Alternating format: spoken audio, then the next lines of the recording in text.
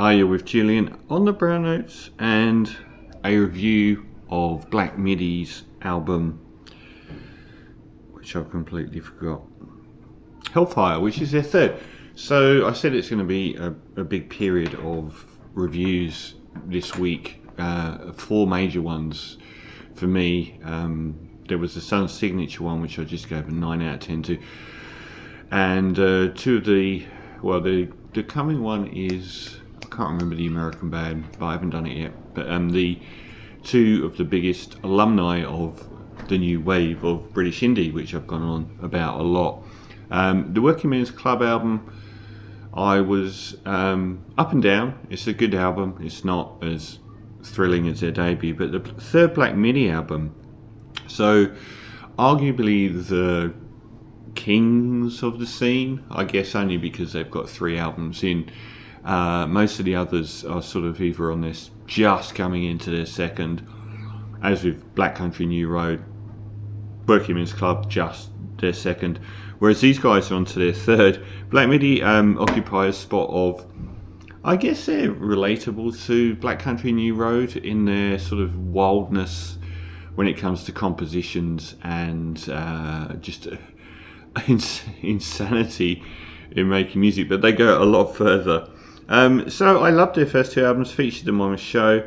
Schlagenheim, which came out in 2019, and Cavalcade, which came out 2021. So straight back into the mix with this third album. Now, I mean, they've probably got more of a, like, the freneticism of the way that Black Midi make music. They're like, musicianship is beyond talented, and whether you find that a crux or a pro, they certainly don't write 4 chords and a melody. The opening track, Hellfire, which is the title, and it serves as an intro here, is just like the most Black Midi track ever. It's like this frenetic beat poetry, sort of Kurt Weill, Jacques Brel, Scott Walker, sort of 1930s Berlin decadence and wildness and avant-garde Dadaist music. Sort of like got this sort of macabre operatic cabaret sort of vibe, which serves as an intro. And Sugar Zoo kicks the album off properly and goes straight into what they're famous for, which is just this breakneck, like being in a speeding car with someone that you just don't trust.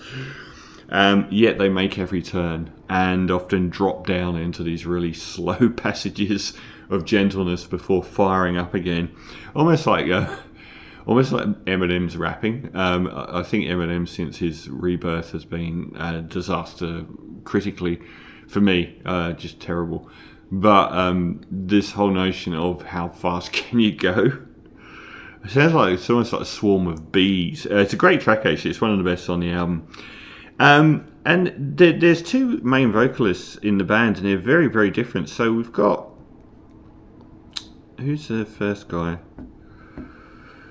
Yeah, so we've got... Geordie Creep, who does the sort of... he does the ringleader at the circus stuff, but he's also got a really good singing voice that can handle a show tune, which he doesn't show enough. And then we get Cameron Picton, who does this almost Elliott Smith softness, which comes up to great effect a couple of times as a nice counterpoint. And he does so on the third track, which is...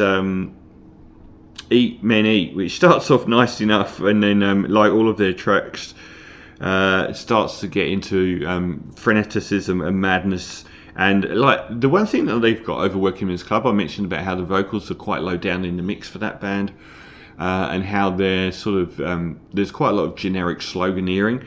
The songs from Black Midi are always telling stories, usually really, really dense stories. It's like watching children play dress up, but really getting into some dark shit. So the lyrics and the vocals on that one, I thought, sort of came to the fore. Welcome to Hell, I thought had introduced some nice standard choppy, angular indie guitar music, which I really like. So a lot of their music feels like they're playing they got bored with a game of tennis, so they started playing it on their heads, just because they could.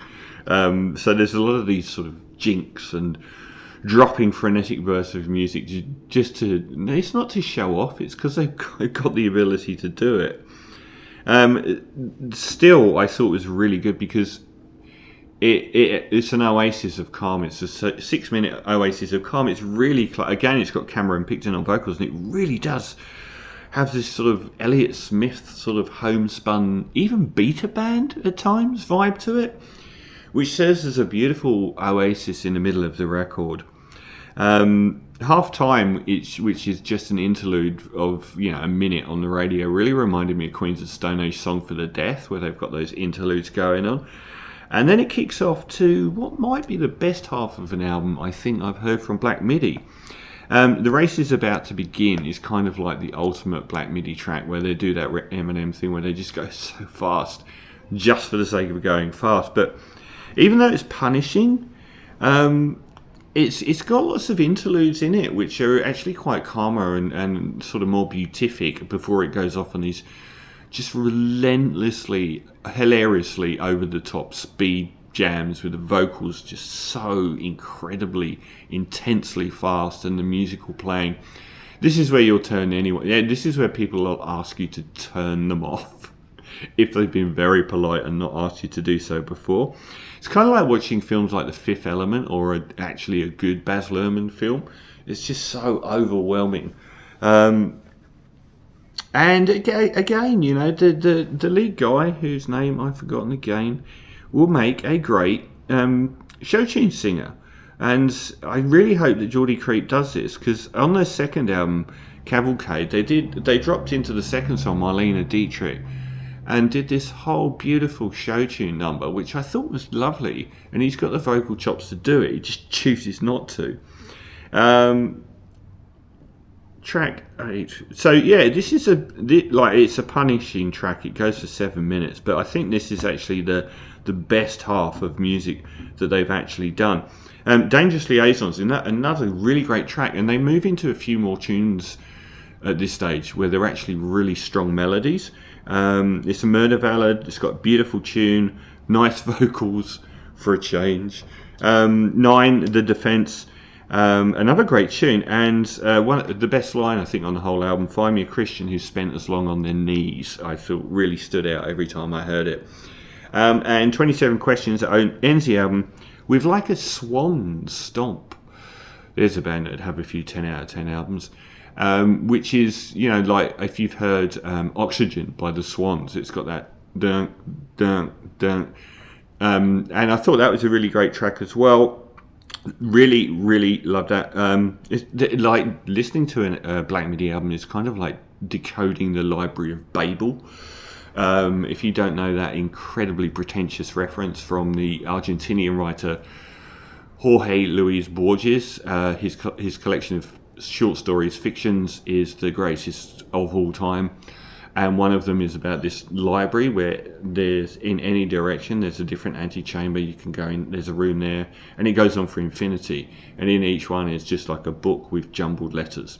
And people sort of make meaning out of these jumbled letters. It's an allegory for sort of religion, I guess. But that can feel like that with Black Midi's album. Crucially, they have an element of fun to what they're doing. A lot of it is you feel almost like laughing when you're listening to it. It feels almost like they're like teenage superheroes that have just got all their powers and are just firing lasers in every direction because they can. And I kind of feel like I want them to make an album where they've focused those powers for good. The big surprise I had with listening to this album is I listen to albums that I review in two ways, and one is walking around doing my business, which is walking around my lounge room drinking and not really paying attention, and the other is sitting down and actually focusing on the album, drinking. So when I like the Working Men's Club album, I thought I was going to give a rave review to, and the Black Midi album I thought I wasn't. But when I actually sat down and focused on them, what I noticed was the Working Men's Club album, I'd really focused in passing on the dynamic tracks, which are superb, but there aren't many of them. and most of the album isn't like that. Whereas with the Black Midi one, I'd focused on the frenetic tracks and come to find it a bit annoying. But when I actually sat down and focused, I realised how many oases of calm there were throughout the album. It plays much better sitting down and focusing on it, and I was really enthralled by it doing so. I never got bored, and I wasn't overwhelmed, because even in the most frenetic tracks, they'll drop off after a minute and a half into something that's more tranquil for a bit.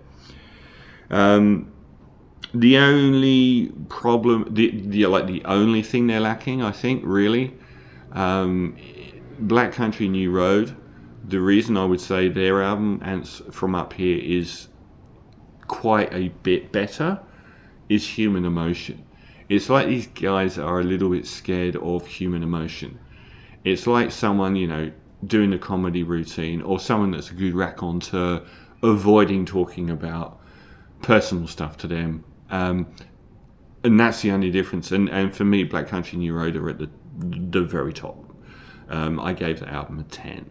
So I'm surprised that when I sat down to this Black Midi album and actually focused on the whole thing from start to finish, that it elevated it after, you know, a few listens in the background where I thought, oh, this is a bit noisy, and even for them, come on.